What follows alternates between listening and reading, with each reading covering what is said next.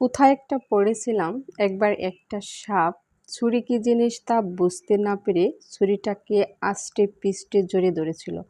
যত বেশি জড়িয়ে ধরেছিল সে তত বেশি ক্ষতবিক্ষত হচ্ছিল, আর যত বেশি ক্ষতবিক্ষত হচ্ছিল তত রক্ষা পাওয়ার জন্য আরো বেশি করে জড়িয়ে ধরেছিল। এতে করে একটা সময় ছুরির আঘাতে প্রাণ যায়। ঠিক তেমনি আপনি যে সম্পর্কে আছেন সে সম্পর্ক আপনার জন্য কতটা মঙ্গলময় অথবা কতটা ক্ষতিকর সেটা আপনাকে বুঝতে হবে।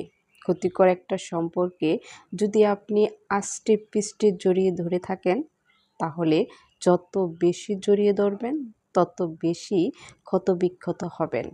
আপনাকে বুঝতে হবে ওই সম্পর্কে জড়িয়ে থেকে সম্পর্কটা তো টিকবেই না, বরং আপনি শেষ হয়ে যাবেন, মানসিকভাবে মারা পড়বেন।